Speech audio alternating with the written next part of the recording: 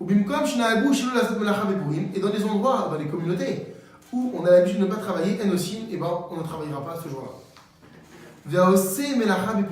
Celui qui travaille à Purim, ne verra jamais de bénédiction résultant de ce travail.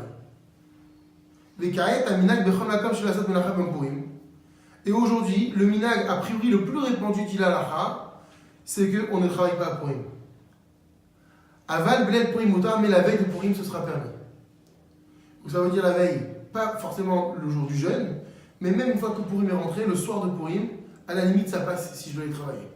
La nuit de Purim on peut, mais dès que le jour arrive, c'est terminé. D'après la stricte halakha, il est permis de faire du commerce à Purim. Ou Mikol Makom, néanmoins, Tov l'Armir, il est bon de faire preuve de rigueur.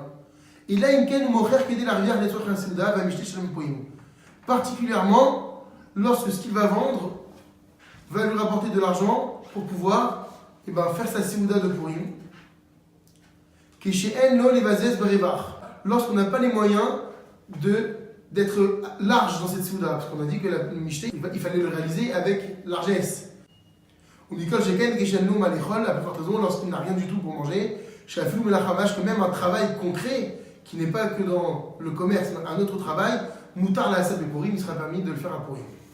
Alors c'est important de savoir que quand on dit en général la Asat Melacha, c'est pas forcément aussi, comme on l'a dit jusqu'à maintenant, son métier, un travail. C'est même un travail, une activité qui demanderait un effort particulier. Monter une armoire le jour de Purim, ça s'appelle la Asat Melacha. Moutar, il est permis de se raser le jour de Purim pour la fête. Imlo, il galère Mikodem s'il n'a pas eu le temps de se raser avant. Ou Moutar, la Asat Melacha Purim à l'école, il est permis de faire réaliser un travail par un non-juif le jour de Purim. Moutar, l'Ichtov, Chidush Torah, puisqu'à Halacha, il est permis d'écrire des Chidushim de Torah, ou bien des Halachot, Beyam Purim le jour de Purim, qui picoudé Hachem et Sharim et Samechelev. Car comme il est dit dans la Torah, les lois d'Hachem réjouissent le cœur. Ou Moutar l'Ixas Sipomenaim Beyam Purim, et il sera également permis de se couper les ongles le jour de Purim. Moutar l'Isaïcha Bepurim, on a le droit de se marier à Purim. Ve'en basé Mishum en Marvin Simcha Besimcha, et le principe qui dit qu'on ne mélange pas une joie avec une joie n'entre pas en vigueur ici.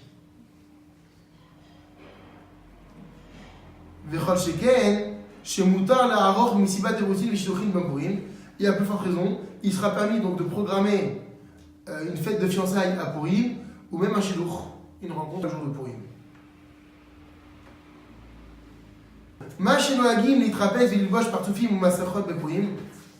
L'habitude qu'on a de se déguiser et de se vêtir de masque pendant Purim, en kol d'avoir, effectivement, il n'y a aucun interdit dans cette coutume, où l'âme, mais attention, assour bisur mukhlak le ish lilbosh simlatisha.